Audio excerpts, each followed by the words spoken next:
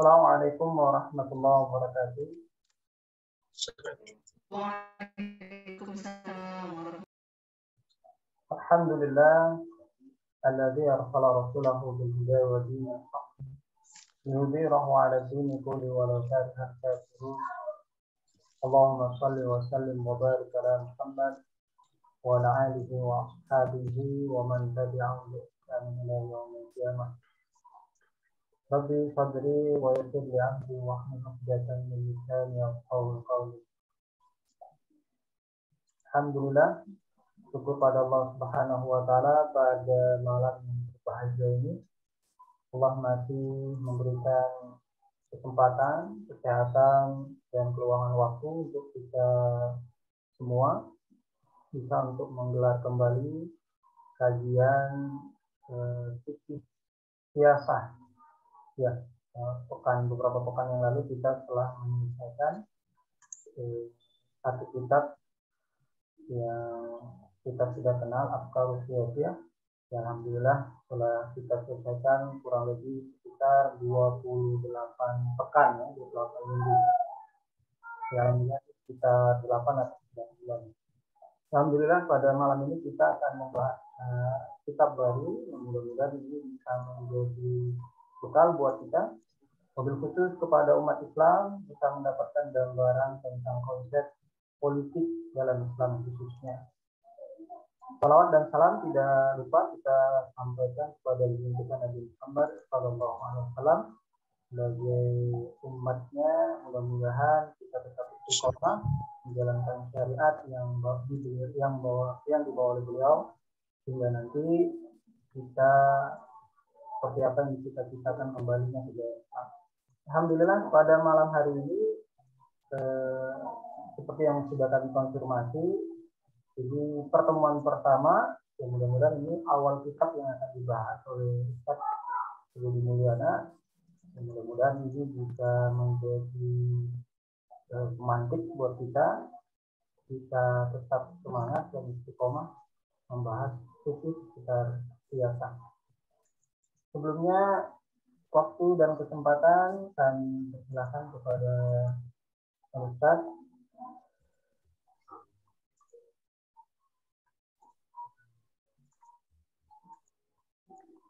Ya, baik, terima kasih. Bismillahirrahmanirrahim. Assalamualaikum warahmatullahi wabarakatuh. Hamdan wa syukran.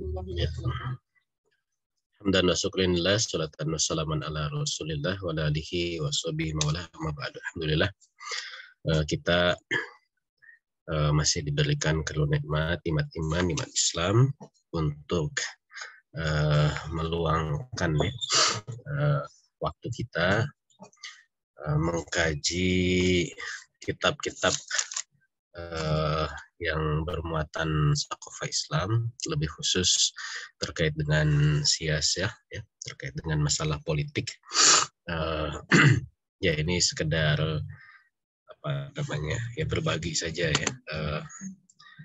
Kita coba hadirkan kitab-kitab yang membahas tentang politik, yang mungkin di situ banyak berisikan konsep-konsep. Mudah-mudahan saya bisa membantu untuk mendekatkan dengan realitas, ya, terkait dengan latar belakang keilmuan saya. Sebelumnya kita sudah tuntaskan kitab Afkar Siyasah, ya. Kalau kitab Afkar Siyasah ini lebih membahas tentang konsep, ya. Nah, kitab yang baru ini, bukan yang baru, ya, kitab yang akan kita bahas ini, ini kitab lama sebenarnya, kitab tahun 2005, ya, 2004-2005. Tapi menurut saya ini masih relevan untuk kemudian kita gunakan untuk menganalisis realitas percaturan politik internasional, ya. Walaupun namanya adalah kitab Mafahim Siyasah, ya. Tapi lebih spesifik sebenarnya membahas tentang politik internasional gitu. Kenapa ya? Karena memang kalau yang sudah mengikuti dari awal ya tentang kajian kitab Afkar Siyasah itu, bahwa memang kalau kita terjun memahami tentang politik Islam ya, maka suka tidak suka, mau tidak mau, kita harus menempatkan perspektif politik kita itu adalah perspektif internasional gitu. Karena berpolitik Islam itu mengharuskan kita masuk ke ranah yang luas, yang global gitu. Dulu sudah sering kita singgung bahwa mengapa demikian, karena memang dorongannya adalah dorongan dakwah gitu. Kita seorang Muslim diperintahkan untuk menyebarkan Islam, ya, melakukan dakwah, melakukan syiar. Maka dalam konteks lebih luas, menyebarkan dakwah Islam itu artinya kita harus menyentuh ke umat bangsa lain gitu. Nah, untuk bisa menyampaikan Islam ke umat atau bangsa lain, maka pemahaman tentang bangsa lain, pemahaman tentang interaksi di antara mereka, atau dalam bahasa kita konstelasi di antara mereka, ya, itu menjadi penting. Sehingga disitulah memahami politik internasional itu menjadi konsekuensi logis bagi kita sebagai seorang Muslim. Gitu. Jadi bukan hanya konsumsi orang-orang HI gitu ya, tapi ini semestinya menjadi konsumsi kita sebagai seorang Muslim. Dan di kitab ini ya, kitab yang akan kita kaji entah nanti berapa lama ya. Kalau kemarin kita berapa 26 ya pertemuan. Ini saya nggak tahu nih, karena memang saya belum susun secara keseluruhan ya. Nanti kita mengalir saja. Kita akan bahas bab per bab. Mungkin ada bab-bab yang kita bahas beberapa kali ya, karena mungkin babnya itu cukup panjang, tapi ada bab-bab yang mungkin kita bahas dalam satu pertemuan saja. Ya, di kitab ini nanti kita akan lebih spesifik memahami konstelasi hubungan internasional ya, mengenali negara-negara adidaya gitu ya, atau negara-negara berpengaruh ya di konstelasi internasional. Kemudian juga mengenali kawasan. Kebetulan saya di kampus mengajar hubungan internasional kawasan atau regionalisme. Ya. Jadi dunia ini luas, kemudian dipermudah analisisnya itu dengan pengelompokan kawasan atau region. Nah, di HI disebutnya regionalisme. Ya.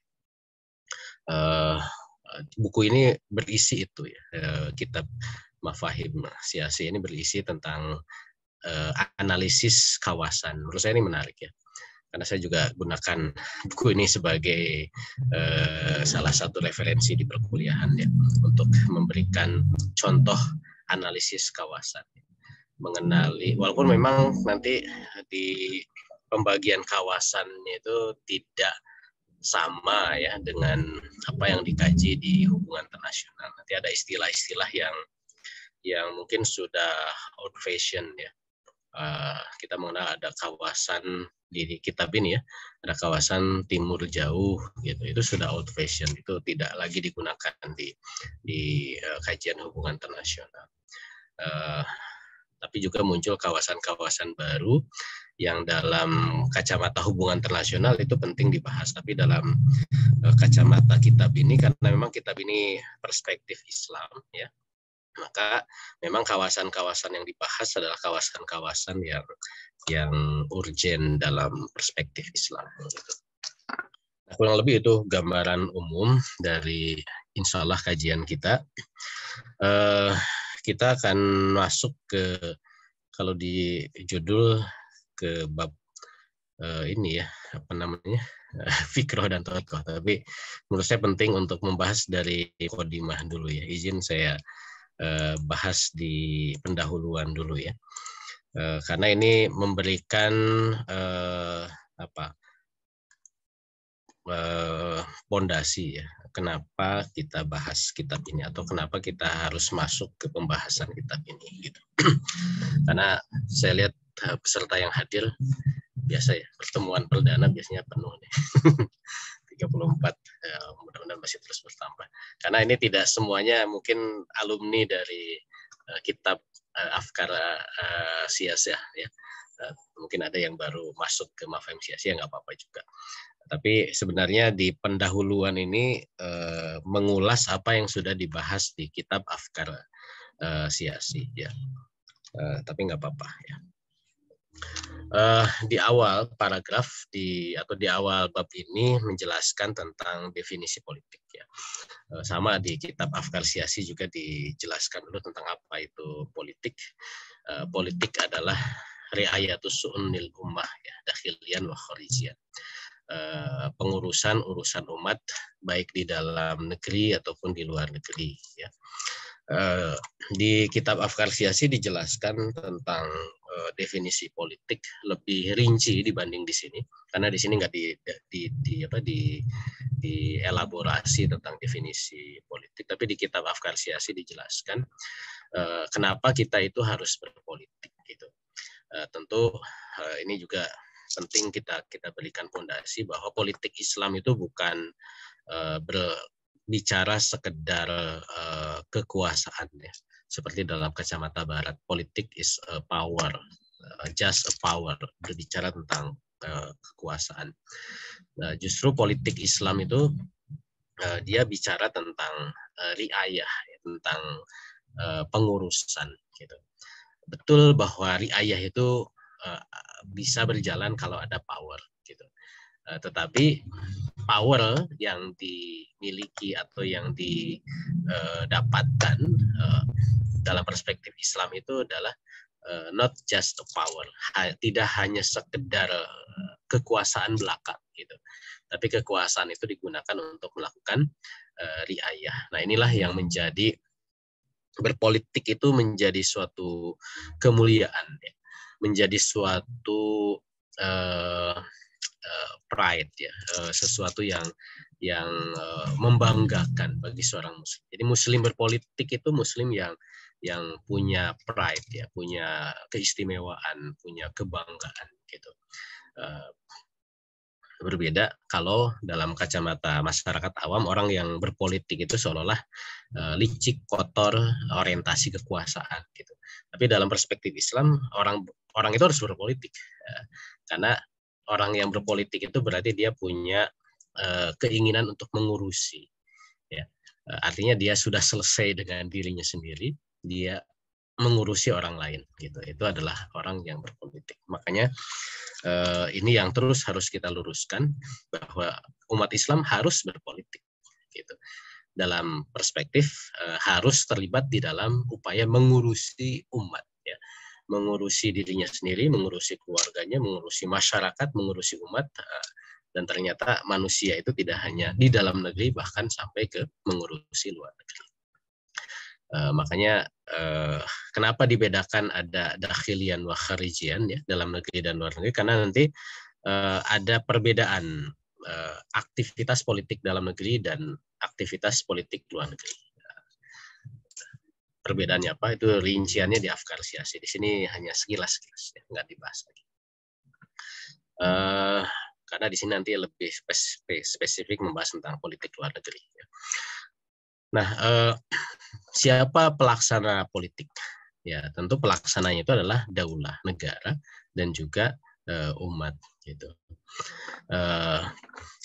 Kenapa pelaksana politik itu negara? Ya, karena negara itu adalah entitas tertinggi dalam kehidupan manusia.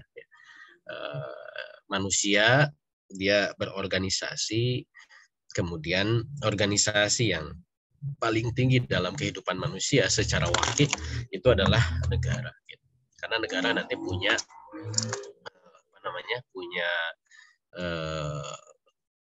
hak ya, punya otoritas gitu ya, bisa memaksa, bisa memonopoli gitu ya, itu negara gitu. Kenapa bisa punya hak-hak istimewa itu karena memang itulah yang digunakan oleh manusia-manusia ketika mereka berkumpul, menyepakati berdirinya sebuah organisasi untuk mengurusi mereka yang kemudian disebut sebagai negara.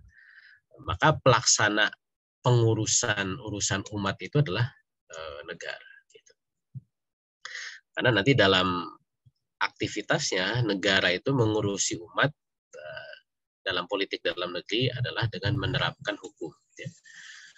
Tanfizi sebagai institusi pelaksana, gitu. Sehingga aturan-aturan Allah itu bisa dilaksanakan sebagai konsep pengurusan umat oleh negara. Gitu. Negara yang mengatur bagaimana berekonomi, bagaimana kemudian berinteraksi, ya, agar semua anggota masyarakat itu sesuai dengan aturan Allah. Gitu. Nah, termasuk juga nanti ketika melakukan syiar, ya, politik luar negeri, maka pelaksana utama itu juga negara. Individu apakah bisa? Ya, individu bisa bagian gitu ya. Tapi yang akan terjadi ketika umat ini bersinggungan dengan umat-umat lain, bangsa-bangsa lain yang mereka itu dilindungi oleh negara-negaranya masing-masing, gitu ya. Agar dakwah Islam tidak masuk, maka di sini perlu interaksi antar negara. Sehingga negaralah yang harus melakukan aktivitas syiar itu, ya, melakukan aktivitas dakwah negara, sebagaimana yang dulu dicontohkan oleh Rasulullah SAW, ya, mengirimkan surat kepada kepala negara agar mereka masuk Islam, atau mereka membukakan wilayahnya agar dakwah Islam masuk, gitu. Dan itu adalah tugas negara. Makanya nanti tugas negara dalam perspektif Islam itu adalah dakwah wal jihad, ya. Apa jihad? Ya, jihad itu ketika memang syiar itu dihalangi, gitu. Maka kemudian ada tata caranya, ya, diminta untuk tunduk.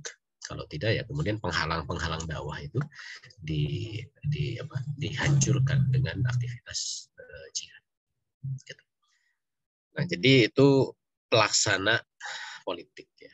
Pelaksana utamanya itulah negara. Nah, umat tentu dia mengawasi bagaimana negara melaksanakan aktivitas politik itu, melakukan muhasabah, ya. Di kitab Afkar Siyasi dijelaskan di bagian akhir itu tentang pentingnya fungsi muhasabah lil hukam, ya. Melakukan koreksi terhadap penguasa, gitu. Bahkan Rasulullah SAW mengsetarakan orang yang mati karena melakukan koreksi terhadap penguasa itu seperti Sayyidus Syuhada, setara dengan Hamzah, ya, Sayyidus Syuhada Hamzah, wa rajulun qoma, dan laki-laki yang berdiri di depan imam yang jair kemudian mendakwahinya dan dia dibunuh, maka itu pahalanya itu adalah Sayyidus Syuhada. Nah, itu penting aktivitas mengontrol negara supaya mereka itu on the track, ya, tetap dalam track atau jalan Islam, gitu. Nah, tadi apa itu politik dalam negeri, ya, dan apa itu politik luar negeri, ini hanya dijelaskan satu paragraf saja. Politik luar negeri itu, ya, politik dalam negeri itu adalah pengaturan urusan umat di dalam negeri. Pengaturan urusan umat dalam negeri itu caranya bagaimana? Ya, dengan menjalankan atau menerapkan Islam di dalam negeri. Gitu. Jadi sebenarnya politik dalam negeri Islam itu apa? Ya, penerapan syariat Islam di dalam negeri. Itulah politik dalam negeri. Dalam perspektif kebijakan, ya, politik sebagai kebijakan.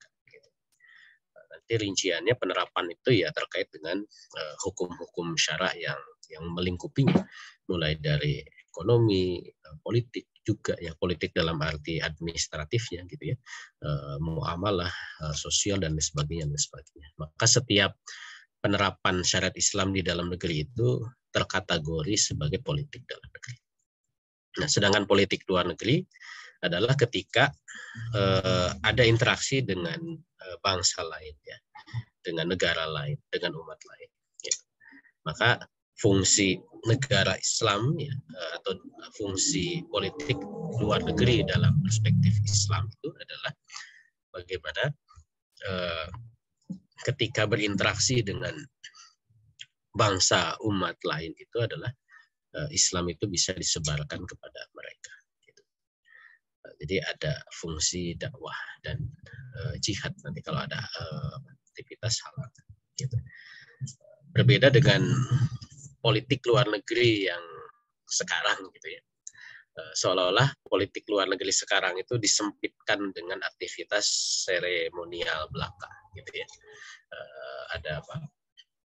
Ada KTT, ya, konferensi tingkat tinggi. Ini yang lagi ramai kan, KTT di Asia Tengah, ya. SCO, Shanghai Cooperation Organization. Negara-negara yang anti Amerika dalam tanda kutip itu sedang berkumpul, gitu ya, di Kazakhstan untuk merumuskan strategi global menghadang hegemoni Amerika. Ceritanya bisa besok disimak. Kebetulan kemarin saya diminta untuk bicara tentang itu. Jadi tidak sekedar seremoni, atau Indonesia sekarang lagi siap-siap menjadi tuan rumah G20, ya, G20 gitu. Seolah-olah ini menjadi kebanggaan bangsa Indonesia, menjadi ketua G20, ketuanya negara-negara yang besar, ya, negara-negara yang pendapatan per kapitanya besar, 20 besar negara dunia. Tapi ya seremonial belaka gitu. Nah, kalau dalam Islam fungsi interaksi dengan negara lain itu adalah menyebarkan Islam, ya, menyampaikan syiar Islam gitu. Sehingga Islam itu bisa betul-betul hadir sebagai rahmatan lil alamin. Walaupun kalau kita lihat faktanya, ya, di dalam kitab Afkar Siyasi juga disinggung bahwa negara-negara adidaya itu menjalankan politik luar negerinya itu adalah dalam kerangka syiar, gitu ya. Kalau dalam bahasa kita syiar juga, ya. Mereka mengemban ideologi mereka. Kalau Amerika ya mengemban kapitalisme global, menginginkan agar dunia ini semuanya menjadi negara kapitalis, gitu. Atau menginduk kepada faham kapitalis. Tidak hanya dalam konteks ekonomi, bahkan ya kapitalis sekuler gitu dengan turunannya, gitu. Nilai-nilainya, gitu. HAM, gitu ya, demokratisasi, kemudian pasar bebas dan lain sebagainya, itu sebagai turunan dari kapitalisme global. Dan itu yang terus diusung dan disebarluaskan oleh Amerika dan sekutu-sekutunya, gitu. Jadi sebenarnya dalam kancah global aktivitas interaksi antar negara itu pasti syiar, gitu. Ketika negara itu adalah negara mabda'i, negara ideologis, gitu. Nah, cuman ya di dalam kitab Afkar Siyasi itu kan penting, kita nanti juga di sini nanti kita akan diskusikan juga, memilah antara negara berpengaruh dengan negara yang tidak berpengaruhnya, negara satelit, gitu ya. Nanti kita dapat klasifikasi nanti di dalam kitab ini yang menurut saya itu menarik nanti dianalisis dalam perspektif hubungan internasional, ya. Ada negara satelit, negara pengekor, itu kan istilah-istilah yang ada di dalam kitab Mafahim Siyasi. Tapi dalam kacamata hubungan internasional sebenarnya istilah itu padanannya apa sih? Itu menurut saya menarik nanti, supaya nanti kita tidak ada gap, ya, antara apa yang kita baca di dalam kitab ini dengan apa yang memang realitas terjadi di dalam studi hubungan internasional, gitu ya. Mudah-mudahan nanti saya bisa membantu untuk menghubungkan seperti itu. Nah, itu politik dalam negeri dan politik luar negeri. Nah, lalu mengapa penting memahami politik luar negeri? Jadi langsung straight ke politik luar negeri, ya. Ada 3 kata kunci di dalam pendahuluan ini kenapa kita penting memahami politik luar negeri. Pertama adalah untuk menjaga institusi negara dan umat, ya. Jadi di dalam, ya mohon maaf, ini rujukannya ke kitab sebelumnya, di kitab Afkar Siyasi. Di dalam kitab Afkar Siyasi itu dijelaskan bahwa eksistensi politik, eksistensi negara itu terlihat dari aktivitas politik luar negerinya, gitu ya. Jadi negara itu eksis kalau memang politik luar negerinya ada, hadir gitu dalam kancah dunia internasional, dianggap ya dalam percaturan politik internasional. Dan ketika negara itu tidak dianggap dalam percaturan politik internasional, ya berarti ya institusi negara itu menjadi hilang gitu ya. Samalah kayak kita ya. Mungkin dari ikhwan akhwat yang hadir ya, bapak-bapak ibu yang hadir, pernah mungkin dengar negara namanya Amerika Serikat. Pasti semuanya bilang pernah gitu ya. Tapi apa ada yang pernah mendengar nama negara Belize? Baru dengar Belize, apa itu gitu ya. Artinya negara Belize itu bagi orang Indonesia, setidaknya yang hadir di sini, tidak eksis gitu ya. Nah, berarti kan kiprah dalam dunia internasionalnya itu tidak ada. Ya saya tahu karena saya mengajar HI. Salah satu syarat di mata kuliah saya itu ngapalin nama-nama negara ya. Nah, itu repot juga. Padahal nggak banyak. Negara di dunia paling cuma berapa? 250-an jumlah negara. Gitu. Cuman ya dihafalin nyita waktu juga kan gitu. Dan ngapain juga kita hafalin gitu kalau nggak ada gunanya. Tapi sebagai orang HI tentu semestinya tahu gitu ya. Atau sekarang mungkin bapak-bapak, ibu-ibu, ikhwan akhwat mulai familiar dengan nama negara Ukraina gitu ya, dengan ibu kotanya di Kiev gitu ya, familiar. Kenapa? Karena eksisnya gara-gara perang gitu ya, dan ternyata masih bertahan ya tadi diserang oleh Rusia ya.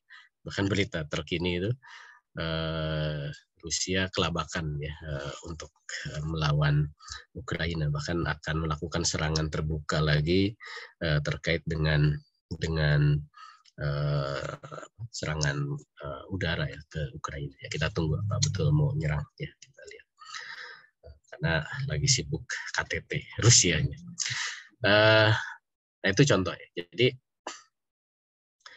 institusi negara itu akan terlihat dalam aktivitas politik luar negerinya. Gitu. Kematian Ratu Elizabeth ya Inggris itu menjadi perhatian dunia internasional. Ya kenapa? Karena Inggris itu eksis gitu. Dan eksistensi Inggris itu tidak hanya sekarang, tapi sudah sejak dulu. Dia pernah menjadi negara adidaya.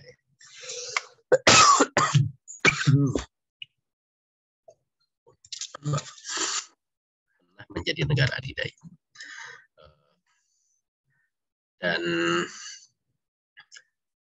karena dia negara adidaya, maka kemudian pengaruhnya itu hadir di belahan penjuru dunia. Ya, bahkan ada semacam slogan Britain, ya, The Great Britain, ya, negara Inggris Raya itu diibaratkan bahwa matahari itu tidak pernah tenggelam, gitu ya, di Inggris Raya.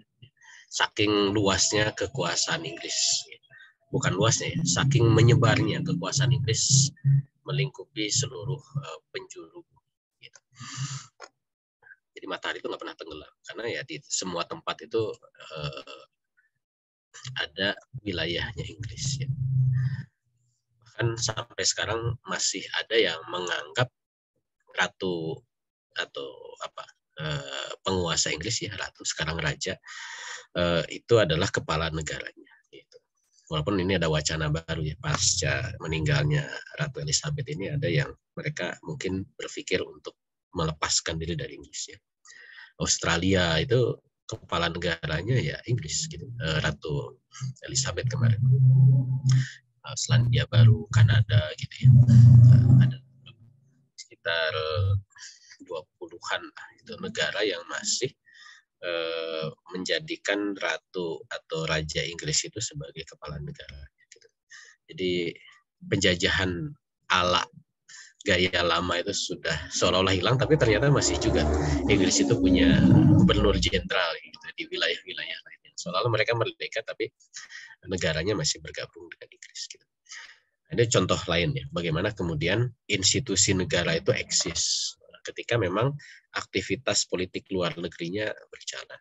Gitu. Makanya bagi kita umat Islam, kalau ingin tetap eksis, maka aktivitas politik luar negeri itu menjadi penting. Gitu. Dan ketika politik luar negerinya meredup, maka ya tinggal nunggu waktu untuk kemudian hilang institusi itu. Dan umat itu adalah bagian dari institusi negara. Sehingga bisa jadi kalau institusi negaranya hilang, umatnya pun menjadi hilang, gitu ya. Nauzubillah. Di Facebook saya follow history, international history. Katanya per hari ini atau kemarin ya, itu adalah tanggal kejatuhan dari kerajaan Mughal ya, di India. Ya. Jadi ketika Delhi, ibu kota Mughal itu dikalahkan oleh Inggris ya, oleh Inggris. Makanya kemudian setelah itu Inggris menjajah India. Dan itulah yang kemudian menjadikan ya Mughal itu karena hilang, umatnya pun, umat Islam di India menjadi ya setidaknya tersingkirkan gitu ya, musnah gitu.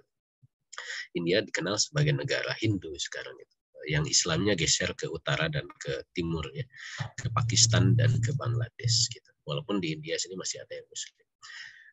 Itu menjadi konsekuensi, umat itu akan turut hilang ketika negaranya hilang. Gitu. Dan banyak contoh-contoh lain ya. Di Amerika kita mengenalnya benua Amerika itu benua barat, padahal Amerika itu kan dulu orang-orang yang kita sebut sebagai orang Indian ya.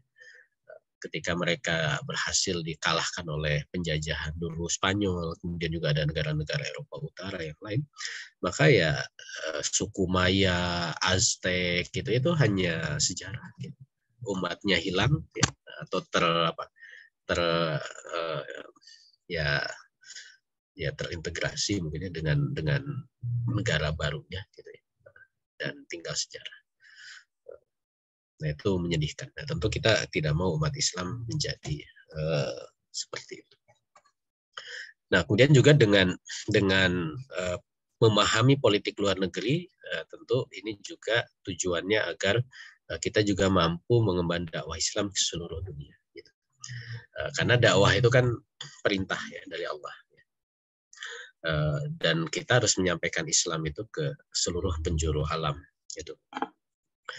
Dan untuk ya mengetahui untuk bisa mengemban dakwah ke seluruh dunia ya kita harus mengenali gitu ya, mengenali mad'u dakwah gitu. Mengenali objek-objek dakwah, sehingga memahami politik luar negeri itu menjadi penting untuk mengenali objek-objek dakwah gitu. Nah, termasuk juga kenapa penting ya, karena ketika sudah berinteraksi, Islam itu punya aturan bagaimana tata cara berinteraksi dengan bangsa-bangsa lain gitu ya. Mulai dari nanti perdagangan gitu ya, atau mungkin nanti ada peperangan. Islam membagi dunia itu hanya dua, Darul Islam dan Darul Harb gitu ya. Tetapi Darul Kufur, mohon maaf, Darul Islam dan Darul Kufur, negeri Islam dan negeri yang bukan Islam, negeri kufur. Tetapi tidak semua negeri kufur itu diperangi gitu. Nanti ada kategori juga, ada yang memang sedang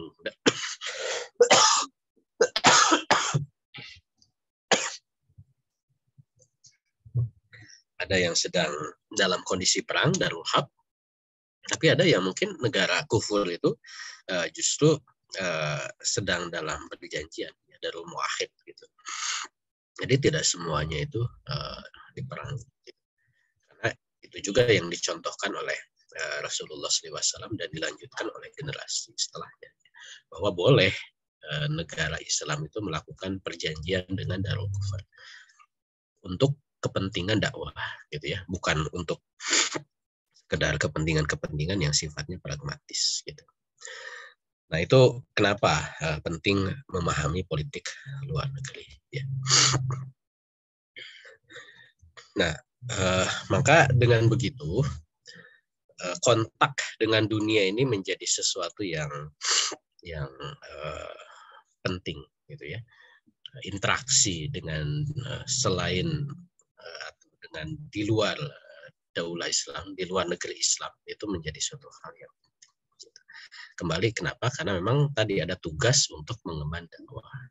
Sehingga kalau ada keharusan kita menyampaikan Islam, maka interaksi dengan dunia itu, ya, dengan di luar tempat kita tinggal itu menjadi suatu hal yang penting. Jadi harus ada, ya, dalam benak ikhwan akhwat sekalian yang hadir keinginan untuk berinteraksi dengan dunia, gitu.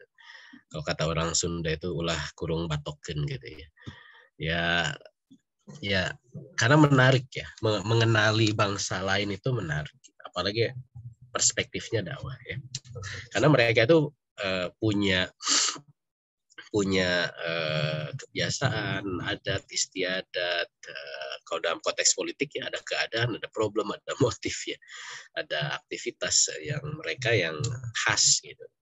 Dan itu bisa kita pelajari, ya, hal-hal yang positifnya, dan itu bisa menjadi sesuatu yang bisa memperkuat hasanah Islam, ya, kalau memang hal-hal tersebut terkait dengan sesuatu yang dibolehkan dalam Islam, gitu. Dan menurut saya harus ada dalam benak ikhwan akhwat sekalian untuk mengenali setidaknya apa sih Malaysia itu, ya, walaupun deket, ya, tapi ya beda juga, gitu, walaupun bertetangga, ya. Kan dari Medan ke Malaysia tinggal naik perahu, ya, deket, ya. Daripada dari Bandung, gitu. Nggak jauh, gitu.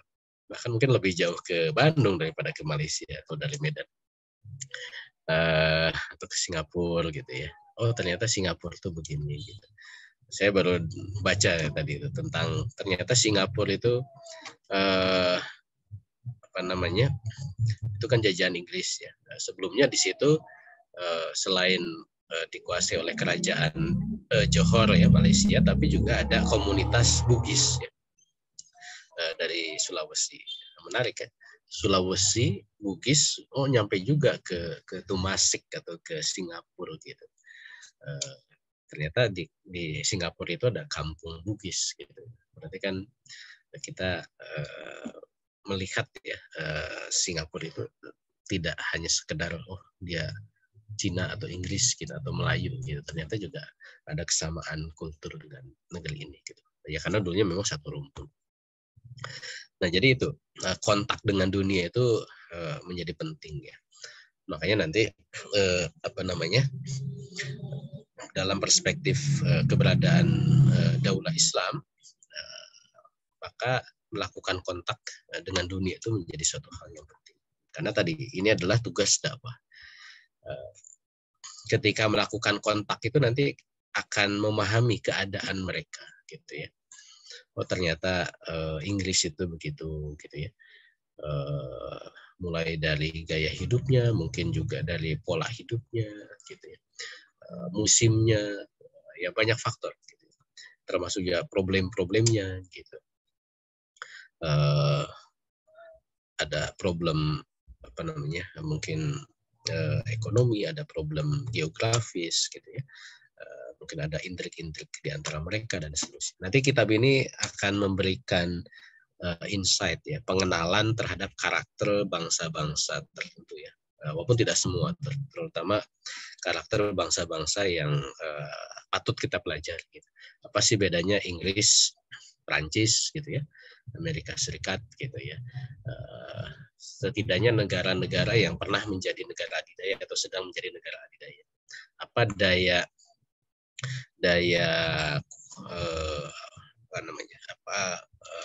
kekuatan mereka, gitu ya.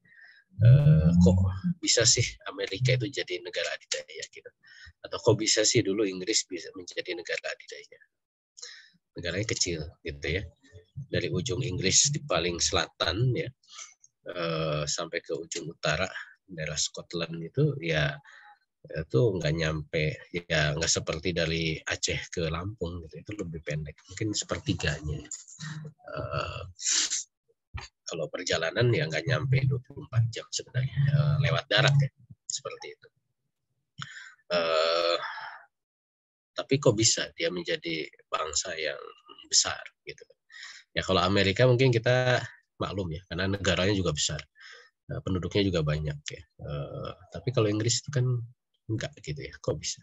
Tapi kalau kita pelajari Belanda ya, yang seuprit gitu ya, segede ya DKI lebih dikit lah gitu ya, Belanda itu.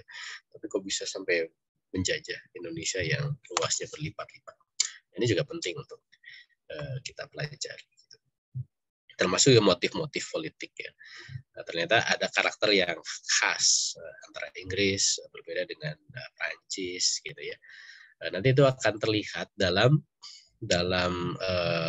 interaksi gitu.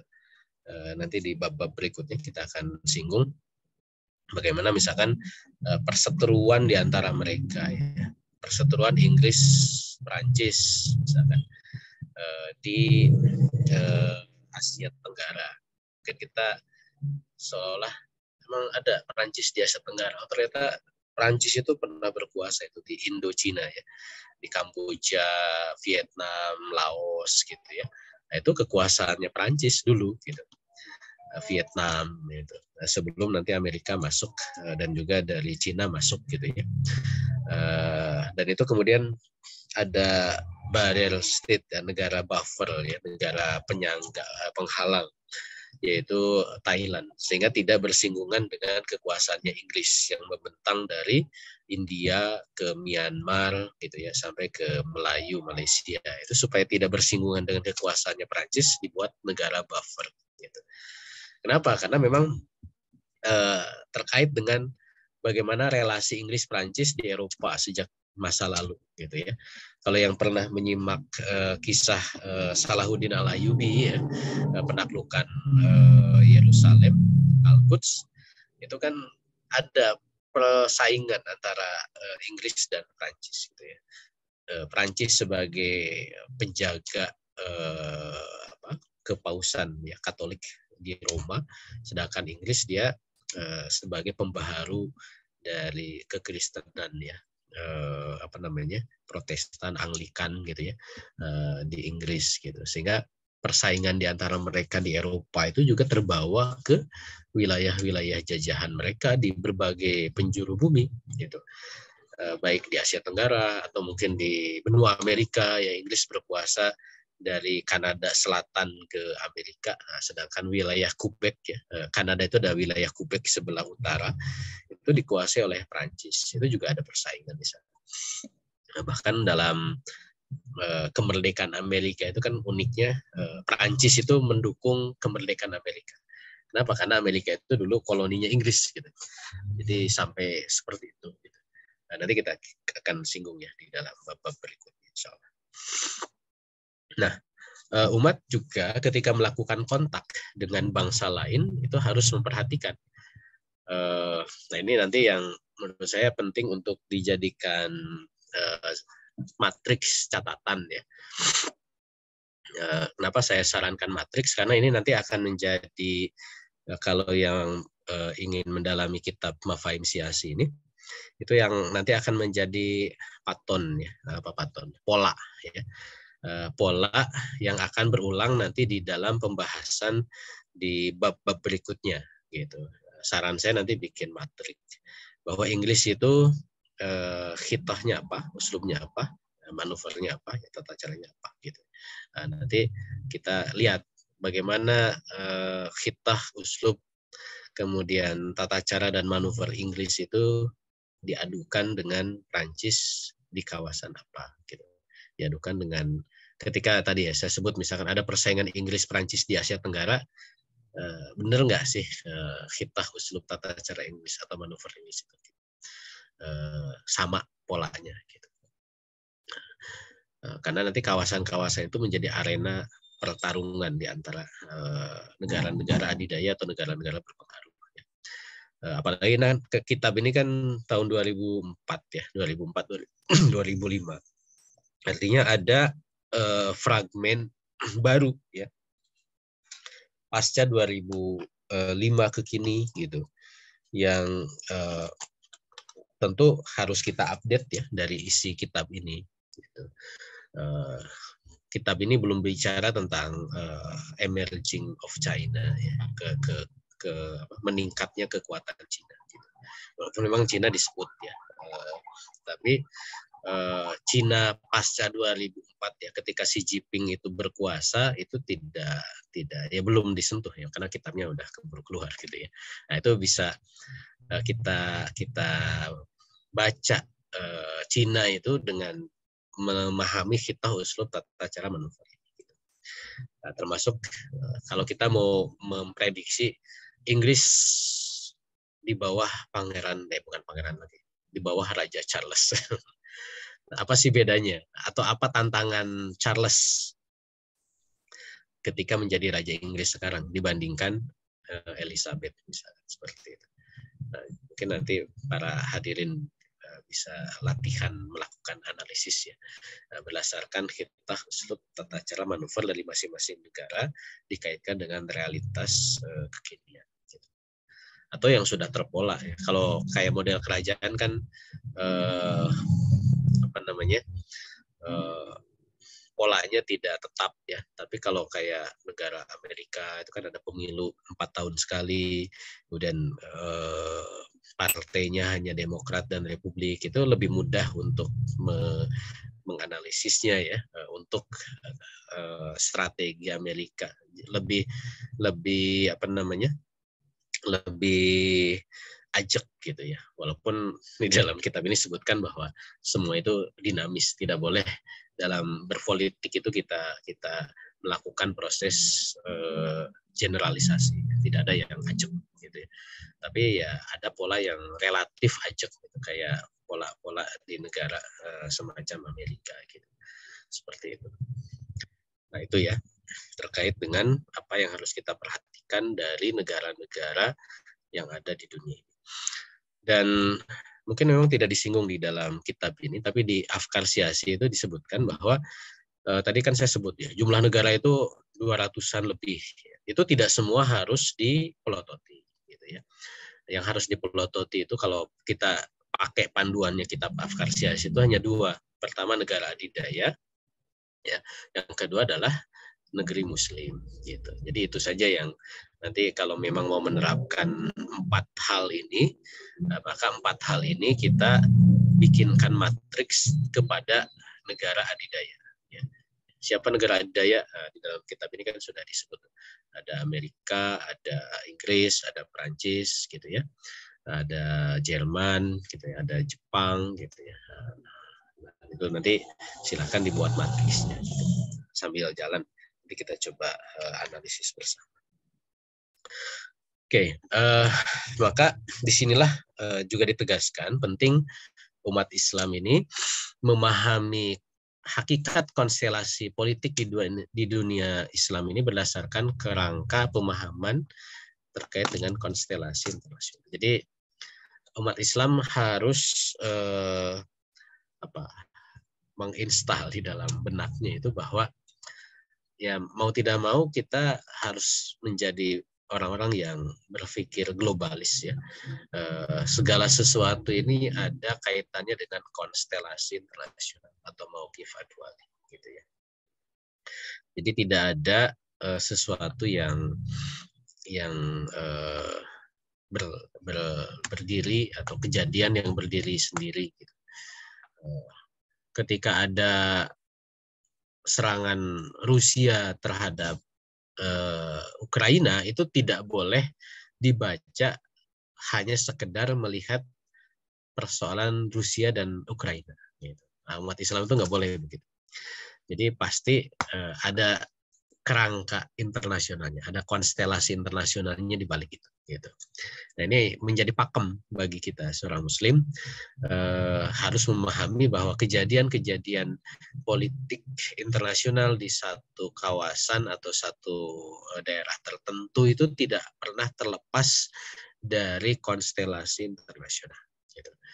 Ini bukan generalisasi, bukan ya, tapi inilah realitas interaksi antar negara gitu.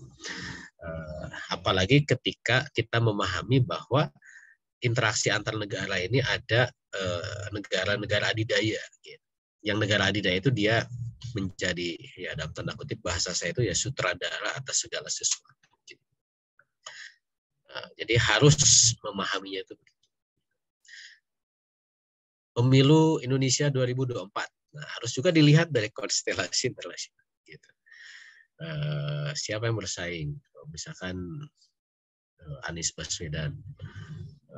Kemarin ada foto Anies Baswedan disandingkan dengan AHY gitu ya. Ada kingmakernya Surya Paloh, JK dan dari PKS ya. Siapa? Saihu ya. Itu foto bersama gitu. Rame itu kan. Itu melawan mungkin Puan atau Ganjar gitu, entah siapa gitu. Kita harus tracking gitu konstelasi internasional di dalam pertarungan politik lokal Indonesia itu siapa gitu, mana yang ke Inggris, mana yang ke Amerika gitu ya. Prancis ada nggak sih, atau mungkin Prancis terlalu jauh atau terlalu sibuk gitu ya untuk urusan lain. Ya setidaknya yang masih ada mungkin Amerika, Inggris, atau mungkin Cina mungkin masuk gitu. Rusia mungkin nggak terlalu gitu. Nah, jadi kita harus memahaminya itu seperti itu. Jadi negara-negara adidaya itu selalu ada di dalam konstelasi internasional. Gitu. Ya Taiwan kemarin ada krisis, ya kurang lebih sama perspektifnya gitu. SCO ya, itu tidak boleh hanya dibaca ini hanya sekedar pertemuan kepala-kepala negara Rusia, Cina, negara-negara Asia Tengah plus India gabung, Iran gabung, selesai gitu ya. Karena di situ nggak ada Amerika, jadi Amerika tidak diikutkan dalam analisis, itu nggak boleh gitu. Itu harus kemudian dikaitkan, ini dalam kerangka apa gitu. Nah, jadi dengan begitu ya kita umat Islam dapat merumuskan ya secara teliti bagaimana ketika nanti umat Islam ini harus menghadirkan kembali negara yang mengemban amanah ya untuk menyampaikan risalah Islam itu, menyampaikan dakwah ya, itu memahami siapa-siapa yang akan dihadapi gitu, dan bisa mengukur sebenarnya kekuatan dari masing-masing negara adidaya ini seperti apa gitu. Sehingga nanti menghadapinya itu juga harus seperti apa. Makanya para analis politik internasional itu penting ya, tapi yang kita harapkan sih bukan seorang yang generalis ya, tapi mungkin expert yang lebih spesifik gitu. Kalau di HI itu kita didorong menjadi expertise di bahkan negara tertentu, ahli Amerika gitu ya, ahli Inggris, harusnya begitu. Kalau saya ngajar memang spesifikasinya general ya, tadi regionalisme, jadi hanya sekedar memahami kawasan-kawasan gitu. Tidak spesifik negara tertentu. Ya, tadi sudah disinggung bahwa konstelasi negara-negara itu dinamis ya. Jadi tidak ada yang baku, ya, yang tetap, bukan baku. Tidak ada yang tetap dalam konstelasi internasional. Dan semuanya itu berubah-ubah. Ini sekilas saya tunjukkan. Jam berapa? Terlalu panjang. Bagaimana dinamisnya dunia internasional. Amerika itu negara yang baru berdiri 1776. 14 Juli 1776 itu Amerika. Tapi Amerika 1776 itu yang kuning ini aja nih. Hanya berapa negara itu? Hanya beberapa koloni gitu. Karena wilayah lain dulu masih wilayah kosong ya istilahnya tuh, masih terakota, wilayah kosong atau dikuasai oleh penjajah lain. Ada Spanyol gitu ya. Meksiko sampai Florida itu kan, Texas itu Spanyol. Sebagian masih dikuasai oleh orang-orang Indian gitu. Atau ada wilayah kosong ya di wilayah tengah ini orang Indian gitu. Wilayah utara itu Inggris dan Prancis gitu. Tapi Amerika sekarang menjadi negara adidaya ya. Sekarang ada 50 negara bagian di Amerika. Lihat bintangnya ya, di bendera, hitung aja ada 50. Itu Amerika. Dan bahkan sudah melewati benuanya ya. Ada wilayah Alaska ya di wilayah utara itu punya Rusia dulu, dijual ke Amerika. Dulu masih lazim ya jual beli tanah buat negara. Dan ada Hawaii yang kemudian dikuasai oleh Amerika. Dulu Amerika itu belum menjadi negara adidaya. Amerika baru menjadi negara adidaya pasca terlibat dalam Perang Dunia Kedua, gitu. Dan mengambil keuntungan dari Perang Dunia Kedua. Akhirnya kemudian bisa menyalip keberadaan Inggris dan Prancis ya, yang sebelumnya menjadi negara adidaya. Gitu. Dan Amerika sekarang menjadi kekuatan tunggal ya, unilateral setelah runtuhnya Uni Soviet. Gitu. Makanya cerita sedikit tentang SCO tadi, ya ingin ada kekuatan yang bisa menyeimbangi Amerika, tapi ya sampai sekarang masih belum bisa, ya, belum ada. Nah ini Inggris yang tadi saya ceritakan, yang warna ungu itulah wilayah The Great Britain. Ya. Nanti ada istilah Inggris itu ya. Kalau orang Indonesia kan susah ya. Semuanya itu Inggris. Kalau dalam literatur itu ada Great Britain, ada England gitu ya. Terjemahin Inggris gitu. Semuanya Inggris. Itu beda ya. Kalau Great Britain atau Inggris Raya itu, Britania Raya itu ya Inggris dengan wilayah-wilayah koloninya yang masih menjadikan Inggris itu, Raja Inggris ya sekarang, menjadi kepala negaranya. Kanada gitu ya. Kemudian Australia, Selandia Baru gitu. Terus ada beberapa negara kecil gitu. Itu namanya Britania Raya gitu. Kemudian ada Inggris. Nah, kalau Inggris itu gabungan dari tiga kerajaan di wilayah Britain. Ya. Ada Skotlandia, ada Irlandia, dan ada Inggris. Inggris juga ya. Ada Wales, ya. Ada England, gitu. Makanya bendera Inggris itu kan gabungan dari 3 salib ya, Union Jack gitu. Dulu ketika ada referendum Skotlandia itu kan sempat yang dibahas juga adalah bagaimana bendera Inggris kalau Scotland keluar gitu ya, jadi berubah itu Union Jack-nya. Nah, kemudian ada England gitu ya. Nah, ini wilayah Inggris yang sangat bukan luas ya, yang meliputi seantero bumi. Makanya tadi the sun never set in Great Britain. Ya, matahari tidak pernah tenggelam di Inggris Raya, karena ya ini yang meyakini bumi bulat ya. Jadi terus matahari itu ya bersinar di Inggris Raya gitu. Nah itu Inggris dulu adidaya ya. Sejak dia itu membangun koloni ya, pasca Renaissance sampai ya Perang Dunia Kedua ya, setidaknya gitu. Bahkan Inggris dia punya strategi menguasai wilayah-wilayah strategis secara geografi ya.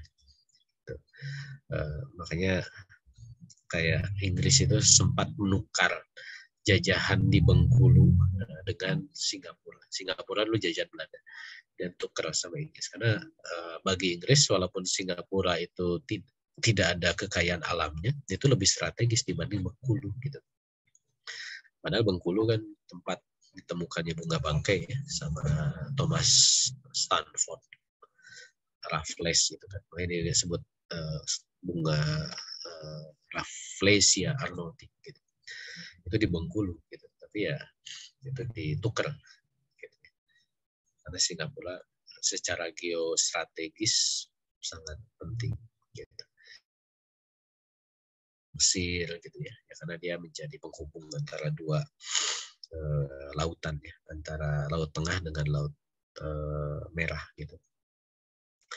Bahkan dia menghubungkan Afrika ya, dari Afrika Utara, Mesir ke Sudan ke bawah ya, ke Uganda, Kenya, Rhodesia sampai ke Afrika Selatan. Gitu. Oke, Inggris. Jadi dinamis ya. Dulu dia menjadi adidaya, sekarang. Nah ini apa nih? Nah, ini Prancis yang warnanya biru. Ya. Tentu ini juga berubah ya. Tadi yang saya sebut bahwa Prancis itu menguasai di apa namanya, di wilayah Indochina ya. Itu termasuk di Spanyol. Di Spanyol yang ungu ya. Spanyol itu dulu dengan Portugis pernah menjadi negara adidaya. Bahkan mereka bikin perjanjian Tordesillas. Ini kayak orang pacaran. Dunia ini milik kita berdua. Jadi dari Eropa ke timur itu punyanya Portugis, ya. Eropa ke barat punyanya Spanyol. Gitu. Maka mereka supaya tidak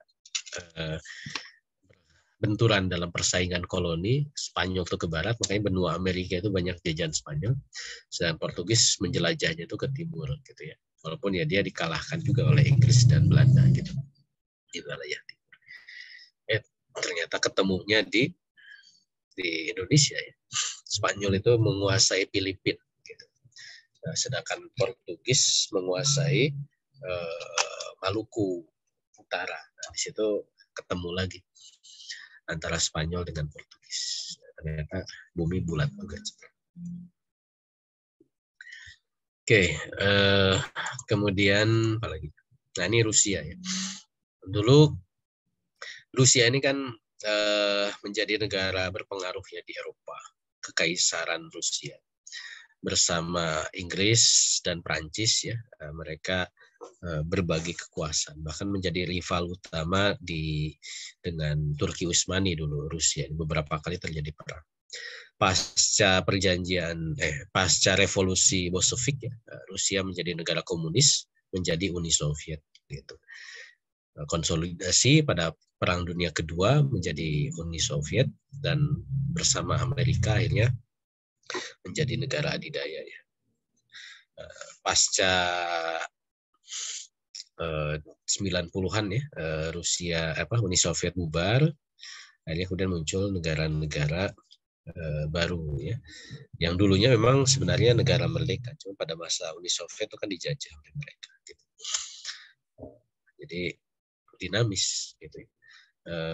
Uni Soviet dulu adidaya, bahkan bisa vis-a-vis berhadapan dengan Amerika Serikat, tapi ketika bubar Rusia itu kehilangan mungkin sampai 4/5 kekuatannya gitu, kalau mau diukur ya, kira-kira gitu ya. Jadi bukan menjadi rival yang sepadan lagi buat Amerika gitu. Rusia itu gitu. Bahkan sekarang kan kekuatan, kalau kita pakai global fire index ya, dalam kekuatan power internasional itu dia di bawah Cina, Rusia sekarang ya, di bawah Cina gitu. Makanya kemarin tuh faktor Putin ya yang berhasil mengkonsolidasi Rusia untuk tetap setidaknya bertahan gitu ya. Bahkan di wilayah Asia Tengah ya, Amerika juga coba ganggu Rusia gitu. Makanya SCO itu, Shanghai Cooperation Organization itu menjadi alat bagaimana Rusia untuk mengkonsolidasi wilayah bekas kekuasaan pengaruhnya ya, di zaman Uni Soviet gitu. Ya, itu menunjukkan dinamisnya. Termasuk yang diherankan oleh para analis itu adalah ketidakmampuan Rusia untuk bisa menguasai Ukraina secara cepat gitu ya. Kalau kata orang Sunda itu ngayayai. Sampai sekarang masih lama ini nggak beres-beres Ukraina itu. Ya banyak faktor juga ya. Nanti jadi analisis yang menarik gitu untuk menganalisis kenapa kok Rusia itu lama untuk mengurusi Ukraina gitu. Itu menarik. Oke, nah Cina ya. Cina ini kan baru ya. Nanti di dalam kitab ini menarik itu analisis Cina ya.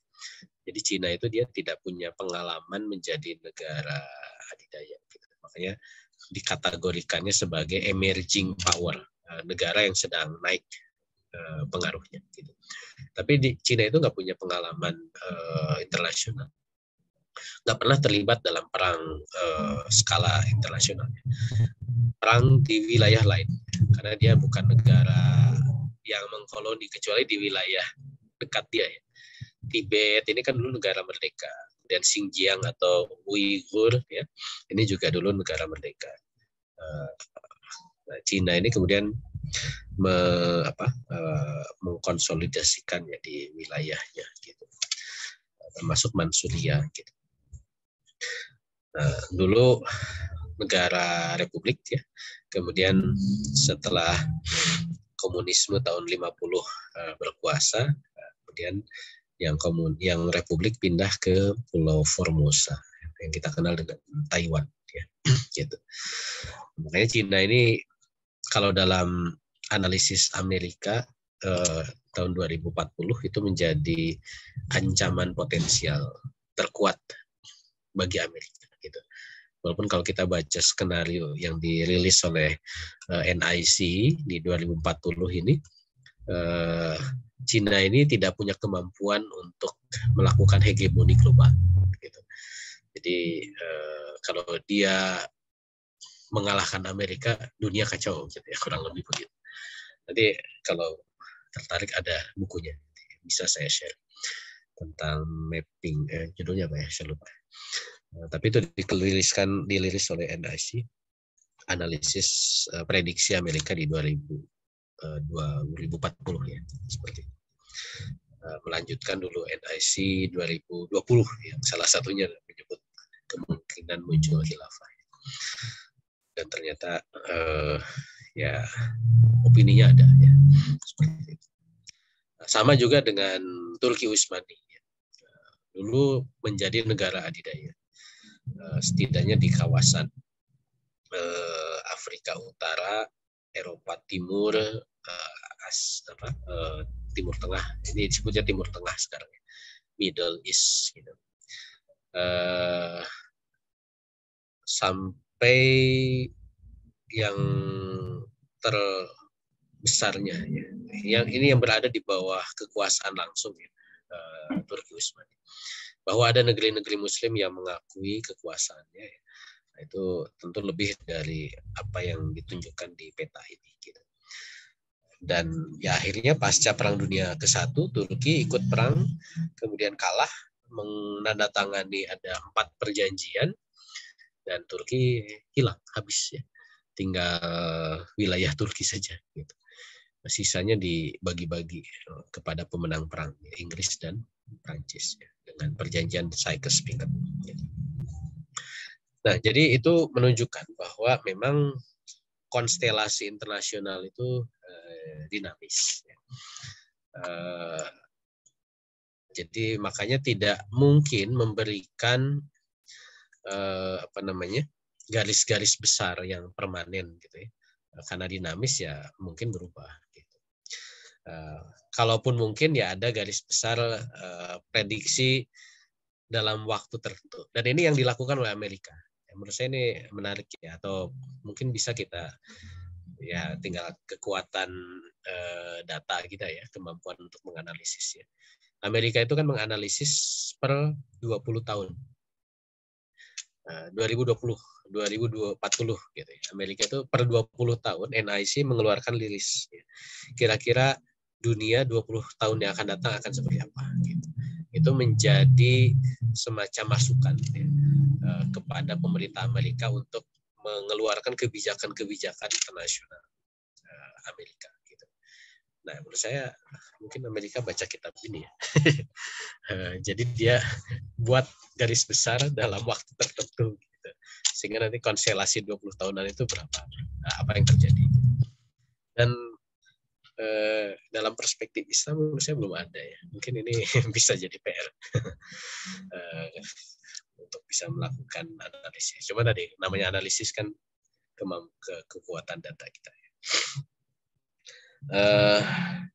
Atau mungkin juga ya konsep tertentu dalam kondisi tertentu gitu ya, bahwa misalkan tren demokratisasi gitu ya, atau tren sekarang kan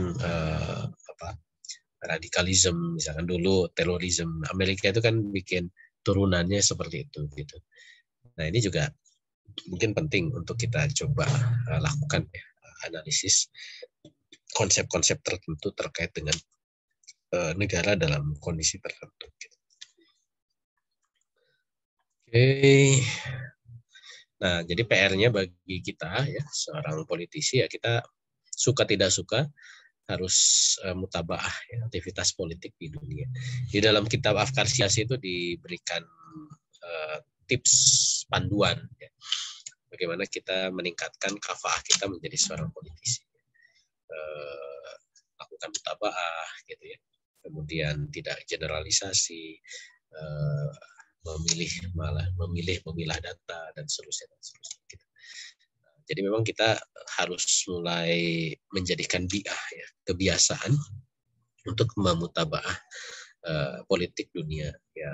Kalau dulu saya menyarankan ya cara yang sekarang masih kepake ya, kalau buat saya yaitu via Twitter, uslubnya Twitter, follow akun-akun politik internasional, berita kantor-kantor berita internasional.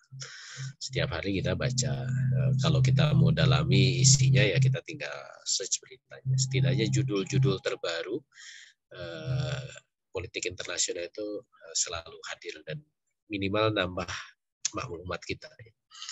Seperti itu. Kenapa Twitter? Karena ya Twitter itu digunakan di platform politik ya. Walaupun Twitter tidak menyengaja dirinya menjadi platform politik, tapi ternyata dipakai oleh para politisi. Para politisi itu ngumpulnya di Twitter gitu ya. Kita bisa follow, kita bisa simak terus statement-statement mereka.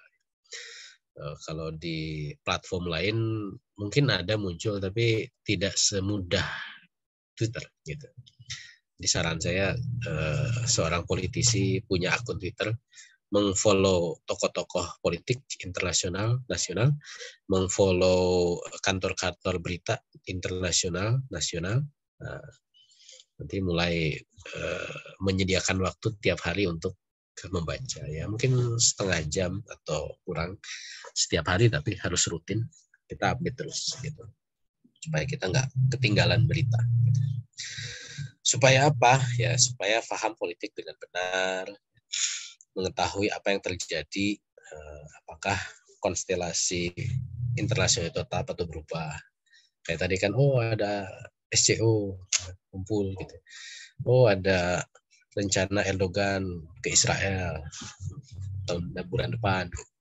November nanti ada pertemuan G20 di Indonesia. Jadi setidaknya update lah gitu ya.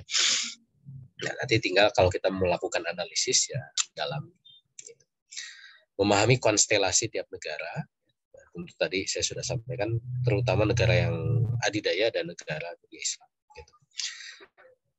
Kemudian ya tadi ya, konstelasi ini terus berubah, dan perubahan ini bisa jadi karena kekuatan ya, tadi Amerika menguat, kemudian melemah, Inggris melemah, Prancis melemah gitu. Jadi, atau mungkin relasinya, dulu relasi dengan Amerika Rusia kuat, sekarang mengendur gitu. Dulu Rusia Cina tidak terlalu kuat, sekarang menguat gitu. Jadi kita juga bisa ikuti ya proses-proses seperti itu. Oke. Nah, jadi konstelasi negara yang berpengaruh itu menjadi penting Makanya negara adidaya itu kunci yang harus memang terus kita pelototi, dan ini juga nanti kita akan bahas ya. Nanti kita coba dalami Amerika itu kayak gimana, gitu. Inggris kayak gimana, gitu. Nanti kita ada di dalam kitab ini, kita coba diskusikan. Dan penguasaan informasi setiap negara. Jadi kita harus bisa mengetahui, misalnya kantor berita ya, oh CNN itu Amerika, Reuters itu kantor berita mana gitu ya, TRT itu Turki misalkan, Cina itu CBN dan seterusnya. Sehingga nanti kita mestinya punya pembanding ya. Jadi kita tidak mendapatkan informasi itu dari satu kantor berita. Oh, kata BBC gini, kata CNN begini, Al Jazeera begini. Sehingga nanti kalau fakta itu harusnya sama, gitu ya. Walaupun mungkin saja ada rekayasa fakta ya. Tapi analisis bisa jadi itu ada keberpihakan. Nah, makanya di sini juga penting kita mengenali sumber-sumber informasi. Kenapa ya? Karena informasi itu ya cara untuk menguatkan pemahaman politik. Kalau maklumatnya nggak ada ya kita susah untuk mendapatkan pemahaman. Itu ya. Terakhir ya.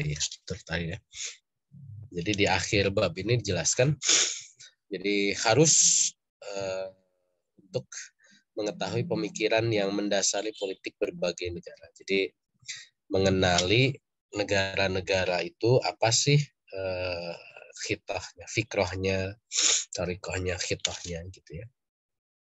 Nah, nanti juga memahami dari situ apa positioning umat Islam untuk merespon. Termasuk dia tadi khitah uslubnya gitu ya, dibandingkan. Dan penting juga monitoring ya. Jadi memantau terus-menerus negara-negara tersebut. Kalau ada perubahan apa motifnya. Ya, mudah-mudahan ini jadi pengantar untuk nanti kita dalami isi kitab ini. Kalau masih ada waktu mungkin kita bisa diskusinya. Wallahu a'lam bishawab.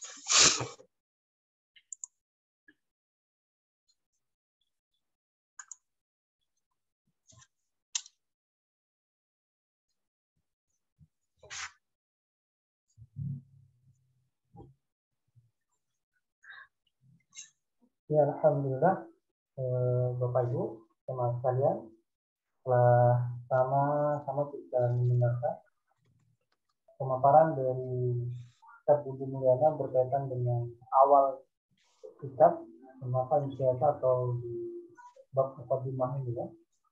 Dia menjelaskan bahwa berangkat dari merefresh lah ya, bisa dibilang ini juga menjadi bagian dari refresh kita terkait dengan definisi politik, baik politik itu dalam aktivitas dalam negeri maupun politik luar negeri. Karena memang kitab ini lebih mengarah kepada hubungan internasional, politik internasional. Jadi ini setidaknya sesuai dengan latar belakang ya, keilmuan yang akan disampaikan ataupun latar belakang keilmuan beliau ya. Alhamdulillah ini sudah masuk pukul 21:21 atau jam 9:21. Ada yang bertanya, juga ada yang bertanya langsung. Ini pertanyaan yang pertama masuk ya, kami izin yang pertama masuk pertanyaan dari chat Bapak atau Ibu ya. Assalamualaikum. Mohon pendapat Ustadz terkait dengan teori Friedrich Reiser yang berpendapat bahwa negara diibaratkan sebagai organisme yang hidup. Ini bagaimana pandangan Ustadz terkait dengan perumpamaan negara yang dinilai oleh Friedrich?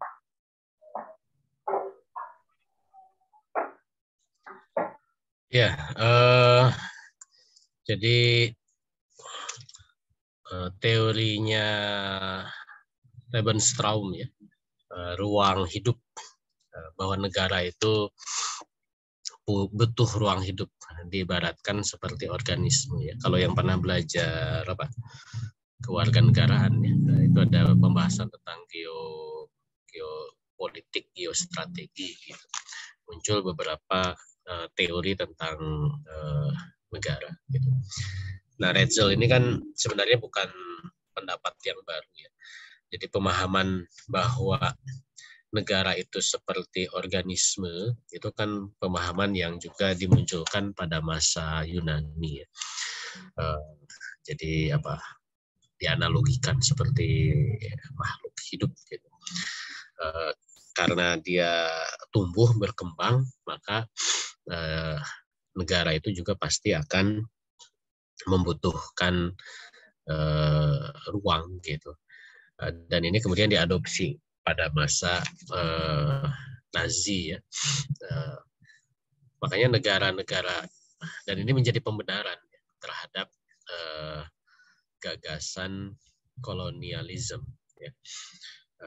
Karena mereka membutuhkan baik sumber daya alam ya sebagai supply industri di Eropa, tapi dalam masa sekarang ketika muncul gagasan dekolonialisme ya, bahwa penjajahan itu seolah-olah sebuah hal yang buruk ya, maka kemudian dimodifikasi kan penjajahan itu dengan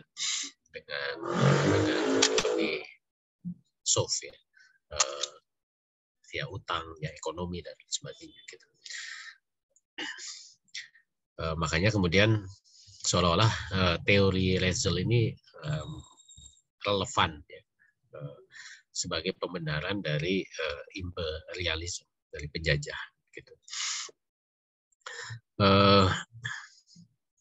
Ya kurang lebih begitu ya tentang teorinya Hetzel. Kalau nanya pendapat ya,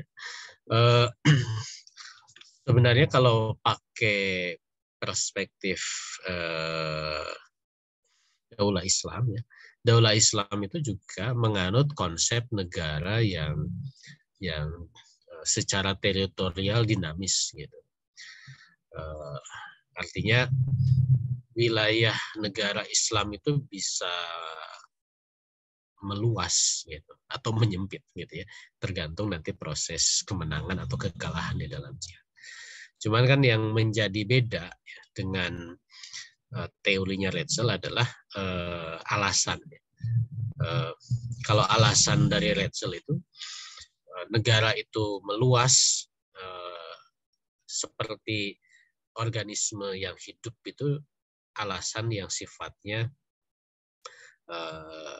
materialistik gitu ya, penguasaan sumber daya gitu. Makanya muncullah penjajahan, imperialisme, itu menjadi pembenaran karena negara butuh ruang untuk hidup, wilayah yang sudah terbatas dia akan mencaplok negara lain gitu ya, supaya ruang hidupnya semakin berkembang gitu. Tapi kalau dalam perspektif Islam, meluasnya wilayah Islam itu bukan karena alasan materialisme gitu, tapi karena alasan syiar dakwah gitu. Ketika memang ada negara lain yang kemudian menghalangi syiar, ya karena tadi dorongannya kan kita harus menyampaikan Islam ke seluruh penjuru dunia. Ketika ada yang menghalangi, ya itu harus dihilangkan penghalang itu gitu, dengan aktivitas jihad. Nah, ketika penghalang itu hilang, maka wilayah itu kan bisa menjadi bagian dari wilayah Islam. Tapi bukan kemudian dieksploitasi untuk negara pusat gitu ya, untuk negara inti ya, negara core gitu. Tapi memang karena itu konsekuensi dari meluasnya dakwah gitu. Makanya kalau dalam sejarah Islam kan perpindahan ibu kota negara ya dalam Islam itu kan biasa. Dulu di Madinah, pindah ke Kufah, pindah ke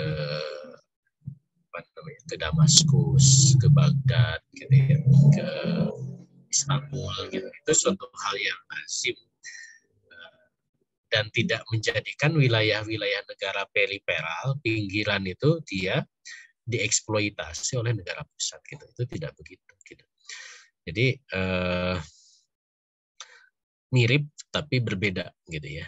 Mirip bahwa memang dinamis dari sisi teritorial, tapi alasan dinamika teritorialnya itu berbeda antara apa yang dikonsepkan atau diteorikan oleh Hetzel dengan Islam. Itu jauh bertolak belakang gitu. Karena memang negara Islam kan bukan negara penjajahan gitu ya, futuhat, makanya sebutan itu futuhat, pembebasan gitu, sehingga mereka itu terbebaskan dari kezaliman penguasa-penguasa sebelumnya gitu. Nah, ketika masuk Islam, maka mereka mendapatkan hak kedudukan yang sama gitu. Makanya beda antara koloni dengan kolonialnya gitu ya. Ketika Ratu Elizabeth mati, wafat, nah itu kan muncul tuh ketika di atas petinya itu disimpan mahkotanya, bertahtakan permata dari berbagai wilayah dunia pada protes, itu mahkota permata punya kami, balikin dong. Karena kekayaan jajahan itu dikeruk, diangkut gitu ya ke negara penjajah. Makanya kalau yang pernah ke Eropa ya, melihat kemegahan bangunan-bangunan di Eropa itu, yang terbayang itu adalah itu hasil eksploitasi dari negara jajahan. Gitu. Mereka bisa membangun dengan megah kastilnya, bangunan-bangunannya, tata kotanya gitu ya. Dan kita mungkin takjub, tapi kita harus ingat di balik itu adalah kerukan dari jajahan. Nah, kalau dalam Islam kan tidak begitu. Ya, walau. Ya, alhamdulillah. Ini menjadi pembanding, Ustaz ya. Ya, alhamdulillah. Ini masih ada 2 penanya nih, Ustaz. Kita konfirmasi dulu. Mas Ramadan masih bergabung, Mas? Halo Ustaz, masih Mas Ustaz. Silakan, Mas. Ya, bismillah, assalamualaikum warahmatullahi wabarakatuh. Salam. Syukron atas materinya Ustaz. Langsung saja. Jadi pembahasan tadi ada yang menarik soal tentang pembahasan negara berpengaruh dan tidak berpengaruh. Nah, yang ingin saya tanyakan, misalnya negara yang tidak berpengaruh ini apakah dia sama halnya seperti negara satelit atau ada pengklasifikasian khusus? Pertanyaan pertama. Pertanyaan kedua, untuk masalah negara adidaya atau Daulatul Ula, kan yang sekarang berkuasa ini adalah Amerika. Apakah akan ada poros baru untuk misalnya pergantian negara adidaya? Kalau yang menurut analisis Ustadz. Nah, yang ketiga, bagaimana sikap dan respon masyarakat Muslim terhadap pergolakan politik internasional sekarang? Itu sih Ustadz pertanyaannya. Syukron.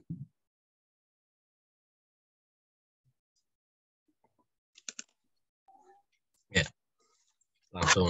Pertanyaannya borongan, Ustaz. Borongan. Ya, nggak apa-apa. Mudah-mudahan mewakili yang lain. Ya, kita belum masuk ya ke pembahasan klasifikasi negara lebih detail seperti yang disebutkan di kitab ini ya. Nanti insya Allah di pembahasan-pembahasan berikutnya ya tentang klasifikasi negara ya.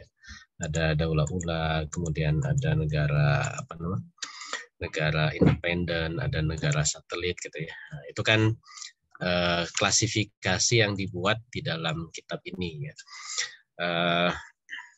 Makanya tadi saya di awal sebutkan itu klasifikasi versi kitab ini. Nanti kita coba dekatkan padanannya dengan realitas kajian dalam kajian hubungan internasional ya, supaya nanti bahasanya sama gitu.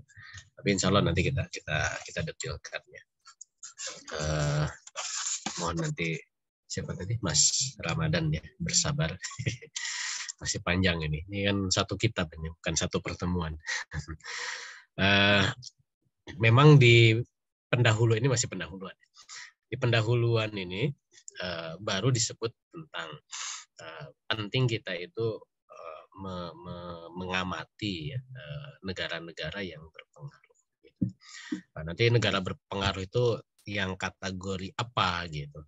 Nah, tadi sebenarnya sudah disebut. Yang pasti itu adalah dia negara adidaya ya. Atau adawatul ula itu. Gitu. Nah, cuman kapan dia dikategorikan negara berpengaruh? Itu nanti masuk ke pembahasan kriteria negara adidaya itu seperti apa gitu. Berarti kan lawan dari negara berpengaruh ya negara yang tidak berpengaruh. Berarti negara selain dari negara adidaya sebenarnya gitu. Ya kalau mau disebut satelit masuk ya masuk gitu.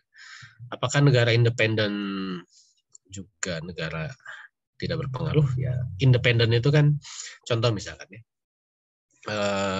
Ada negara Swiss. Swiss itu negara independen. Bahkan dia dihormati ya dalam dunia internasional. Ini perspektif Barat ya. Dihormati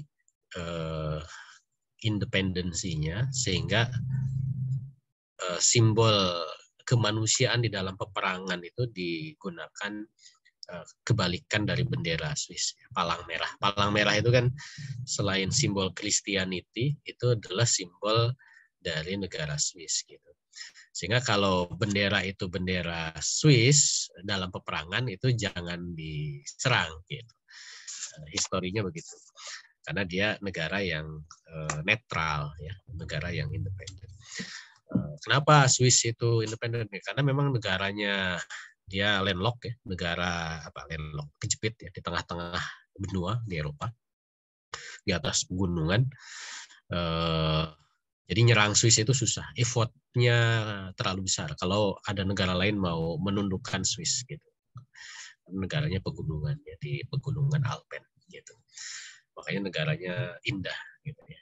Mudah-mudahan yang hadir di sini bisa berkunjung ke sana. Ya pemandangan. Amin. Amin.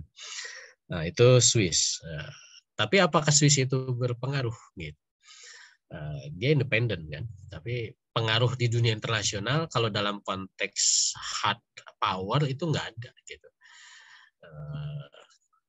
Jadi dia bukan negara berpengaruh. Walaupun secara soft power Swiss ini negara yang cukup berpengaruh. Ya. Makanya kemudian misalkan banyak ya orang-orang ya yang menitipkan dananya itu di bank Swiss ya, di bank-bank Swiss gitu. Akhirnya tingkat trusty ya, kepercayaan orang terhadap keamanan finansial di Swiss itu tinggi. Gitu. Bahkan pertemuan rahasia level internasional itu di Swiss gitu dilakukannya gitu. Di Davos itu terkenal sebagai tempat pertemuan profesional internasional ya, itu di Swiss gitu. Artinya secara soft power dia berpengaruh, tapi secara hard power dia tidak gitu. Padahal dia kategorinya negara independen, bukan negara adidaya. Gitu. Jadi memang ini sangat dinamis ya seperti itu. Nanti kita coba dalami tentang klasifikasi tadi. Kemudian yang kedua tentang adidaya Amerika poros baru ya. Ya memang suka tidak suka pasca runtuhnya Uni Soviet tahun 90-an Amerika itu menjadi hegemoni tunggal. Ada upaya untuk melawan hegemoni Amerika ya. Misalkan ya karena tidak bisa lagi seperti zaman Uni Soviet ya, dia bisa head to head berhadapan dengan Amerika ya. Makanya muncul perang dingin gitu ya. Apalagi pasca Uni Soviet ini mengalami pelemahan secara sumber daya negara, akhirnya kan menjadikan Uni Soviet bubar. Nah, pasca runtuhnya Uni Soviet tidak ada kekuatan yang bisa menyaingi head to head bersama Amerika. Ada upaya bikin poros baru ada. Misalkan Uni Eropa. Uni Eropa itu kan terus menguat. Walaupun sama Amerika kan terus diganggu. Dibahas di dalam pertemuan nanti ya tentang bagaimana Uni Eropa ya upayanya untuk menjadi lawan sebanding buat Amerika. Cuman ya Amerika punya strategi untuk melemahkan Uni Eropa, misalkan melalui Inggris ya, supaya Inggris itu menjadi duri di dalam Uni Eropa. Walaupun ya terakhir kan Inggris keluar ya, Brexit gitu. Kemudian juga ada negara-negara yang bikin persekutuan ya, bridge ya, Brazil, Rusia, India, China, and South Africa ya. Kalau Indonesia ikut jadi berisik, makanya Indonesia nggak ikut supaya nggak berisik. Itu negara-negara secara kapabilitas negara besar. Uni Soviet, Rusia kan besar, India besar, Brazil besar, apalagi Cina besar, berisik, India ya sama South Africa besar gitu. Tetapi ya masalahnya tidak ada ikatan yang kuat gitu ya untuk bisa menjadikan BRICS ini menjadi menjadi lawan yang setimbang dengan Amerika Serikat. Memang secara teori gabungan negara itu susah ya, aliansi itu susah. Nanti juga kita akan bahas tentang aliansi negara. Karena justru aliansi itu menjadi pangkal dari permasalahan dunia ya. Aliansi negara itu. Karena aliansi itu kan diikat dengan kepentingan sesaat gitu ya.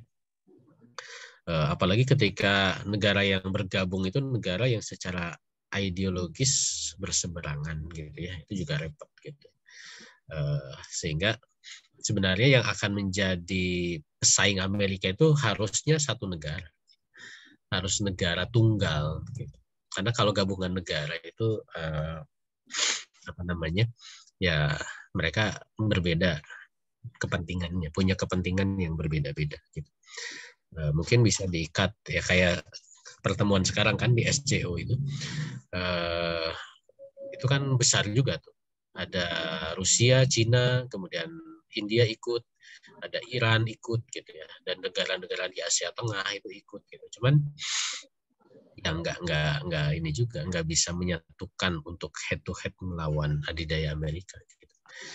Nah, ini memang berat ya. Walaupun saya sudah sebut tadi Amerika memprediksi tantangan utamanya itu adalah China ya. Sampai setidaknya 2040 itu yang kemudian menjadikan Amerika itu fokus untuk menghadapi penguatan kekuatan China gitu. Nah, cuman Cina sendiri kalau kita ukur dalam Global Fire Index itu masih 1/5 dari kekuatan Amerika. Gitu.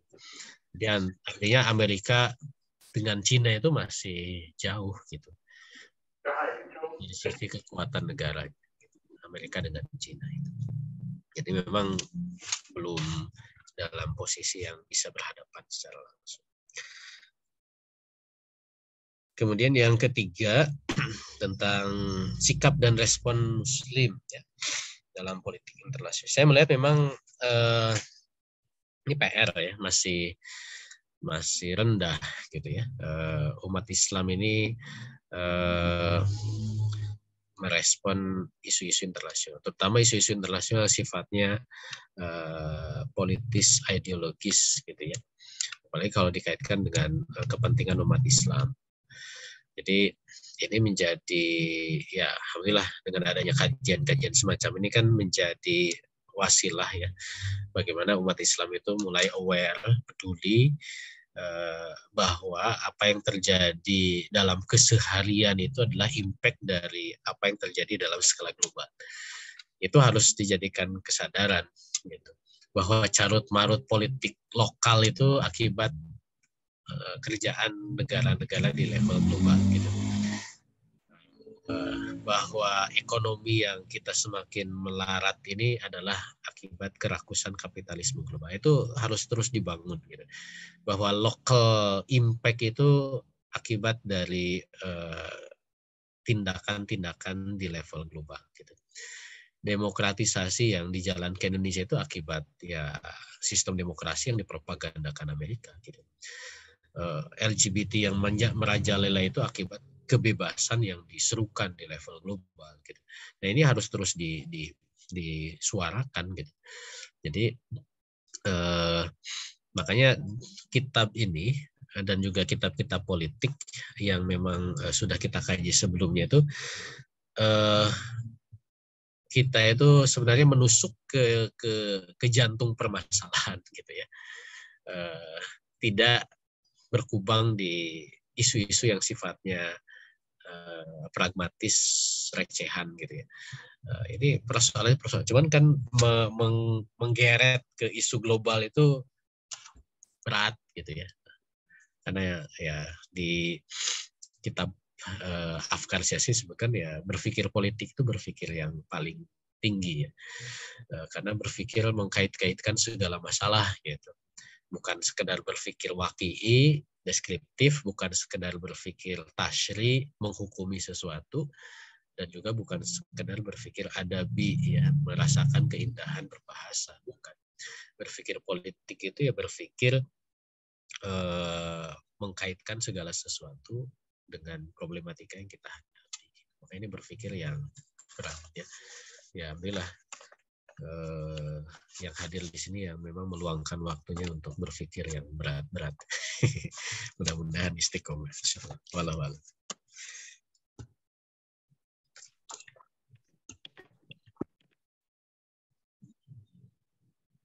Ya, alhamdulillah. Ada satu lagi nih, Ustaz. Konfirmasi. Bu Faiz masih bergabung? Iya, masih. Iya, silakan Bu. Oke, bismillahirrahmanirrahim. Assalamualaikum warahmatullahi wabarakatuh. Assalamualaikum. Jazakumullah khair, Ustaz. Mukodimah saja sudah keren gitu, Masya Allah kitab ini. Yang ingin saya tanyakan itu, tadi disampaikan gitu ya, bahwa kita harus senantiasa mutabaah gitu terhadap informasi-informasi dunia.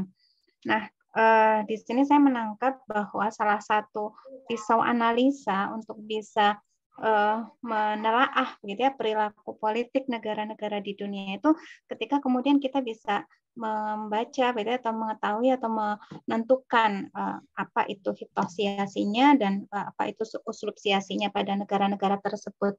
Nah, Ustadz boleh sedikit sampaikan itu kalau dengan bahasa Ustadz itu ya, kalau di kitab sebenarnya sudah ada juga gitu ya tentang apa itu hipotasiasi dan uslub siasi, tapi dengan bahasa yang boleh saya katakan bahasa yang lebih komunikatif gitu ya, bahasa yang kemudian memang boleh dikata lebih sederhana atau lebih bisa down to earth gitu ya, maksudnya bisa kita pahami gitu sama realitanya. Mungkin itu Ustaz, jazakumullah khair.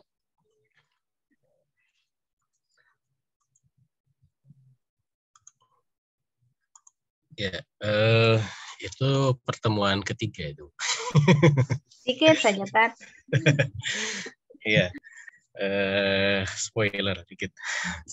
Jadi kita tidak ujuk-ujuk ke khitah dan uslub ya. Makanya nanti di pertemuan minggu depan, insya Allah kita akan bangun dulu kerangka ya, bahwa untuk memahami negara itu pertama kita harus mengidentifikasi. Ada negara-negara yang memang dia ideologis, gitu ya. Maka kita harus kenali apa fikrah dan thariqah. Ya. Fikrah itu ya konsepnya. Ya, Amerika berarti kan jelas tuh dia negara ideologis. Berarti apa sih fikrah yang Amerika? Ya, demokratisasi, HAM, gitu ya. Kemudian sekularisme macam-macam gitu ya. Nah itu negara-negara yang ideologis gitu. Nah sedangkan negara yang tidak ideologis, nah baru ke pembahasan tadi khitah dan uslub gitu. Karena dia tidak punya fikroh gitu ya, tidak punya konsepsi dasar gitu. Maka itu yang dibahas itu adalah khitah dan uslub ya.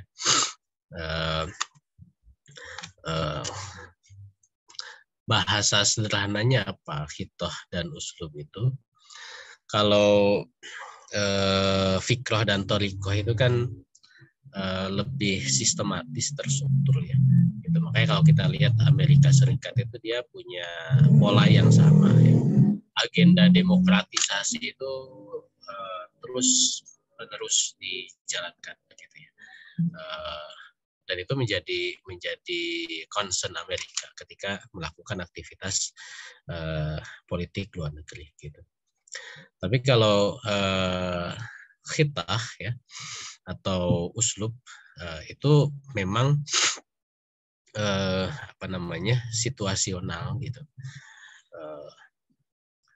Negara-negara ideologis dia lengkap kan, ada fikroh, thoriqoh, ada khitah, ada uslub. Tapi kalau misalkan negara yang non ideologis ya karena dia negara pengikut gitu ya misalkan, maka dia mungkin hanya di khitah dan uslub gitu ya.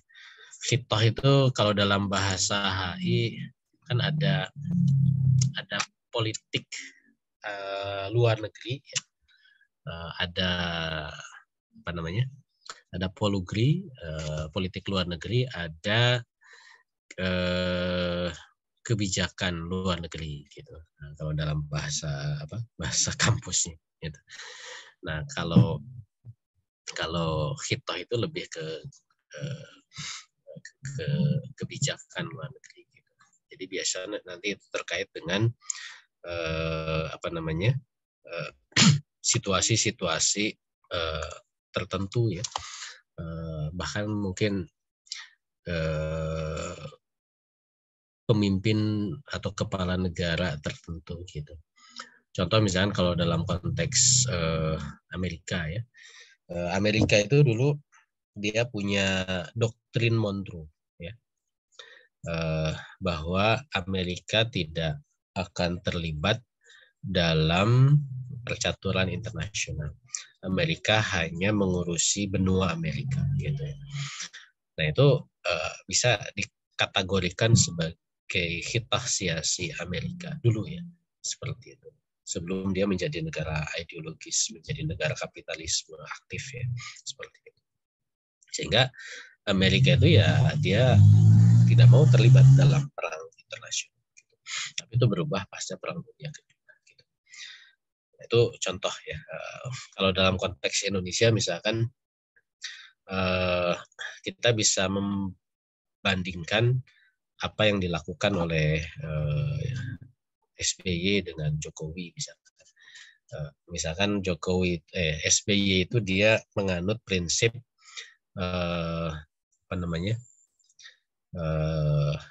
zero enemy ya.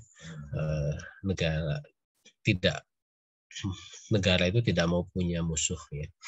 Jadi baik ke semua negara gitu. Ya itu bisa disebut sebagai bagian dari khitah siasinya Indonesia zaman SBY gitu.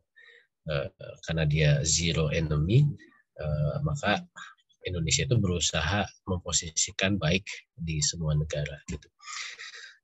Ya, kurang lebih mungkin itu spoilernya. Insya Allah nanti kita dalami di bab pertemuan ketiga ya, tentang khitah dan uslub siasi. Sebenarnya di situ juga sudah ada contoh-contohnya.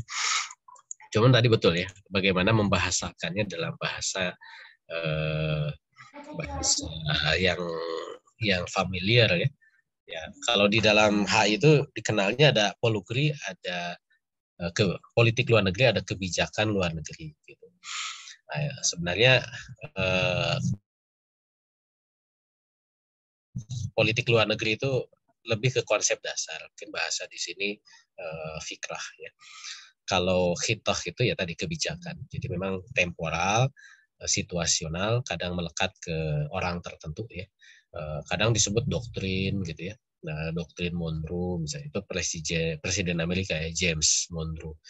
Kemudian juga ya ada yang tertarik, atau doktrin Bush misalkan pada zaman George Bush pertama ya, George Bush senior ya bapaknya itu. Nah itu hitah itu lebih spesifik, situasional, dan melekat kepada orang tertentu. Kalau fikrah, nah itu mungkin politik luar negeri, walaupun sebenarnya fikrah itu lebih tepat ke negara ideologis ya, bukan negara non ideologis gitu. Walaupun di Indonesia punya politik luar negeri bebas aktif, cuman kan politik luar negeri bebas aktif itu apa sih? Itu juga nggak jelas gitu ya. Rumusan torikohnya, kalau fikroh kan nanti padanannya fikroh dengan torikoh gitu. Fikroh itu ada torikohnya. Nah, kalau uslub itu turunan dari khitah siasi. Ya, insyaallah minggu depan kita bahas fikroh torikoh yang lebih spesifik negara-negara ideologis. Nanti selanjutnya kita bahas uslub dan khitah yang itu bisa dimiliki oleh negara ideologis dan juga negara non ideologis. Gitu. Ya, walau. Ya Ustaz, jazakumullah khair. Ya, alhamdulillah. Di malam perdana kajiannya hampir 2 jam ini, Ustaz. Ya, alhamdulillah Bapak Ibu jamaah sekalian, pertanyaan demi pertanyaan sudah dijawab oleh Ustaz. Mudah-mudahan ini menjadi pertemuan pertama yang bisa menjadi pemantik seperti yang disampaikan di awal. Kemudian juga kita bisa menjadi bagian dari upaya mencerdaskan umat terkait dengan politik ya, sehingga umat bisa terbebas dari politik kufur pastinya. Ya, alhamdulillah ini juga bisa menjadi mengisi dakwah kita di tengah-tengah umat. Alhamdulillah kita sudahi kajian perdana ini. Ini menjadi sesi pertama dan insya Allah pekan depan kita akan lanjut untuk membahas bab pertama ya, seperti yang baru disampaikan oleh Ustaz Budi Mulyana berkaitan dengan konsep ataupun metode politik Islam yang akan kita ketemu lagi di pekan yang akan datang. Insya Allah kami ucapkan jazakallah khairan kepada Ustaz Budi Mulyana atas ilmunya, waktunya, dan kesempatannya bisa berbagi pada malam hari ini. Wabil khusus juga secara umum ya kepada jamaah sekalian yang telah bergabung di tengah jalannya diskusi atau pemaparan materi, bisa nanti menyaksikan rekamannya di channel YouTube kita. Insya Allah nanti kami akan share linknya di grup. Ya, alhamdulillah Bapak Ibu, sekali lagi tetap dalam keadaan sehat, diberikan kemudahan oleh Allah aktivitasnya. Tutup kajian ini dengan bacaan alhamdulillahirabbil alamin dan doa kepada majelis.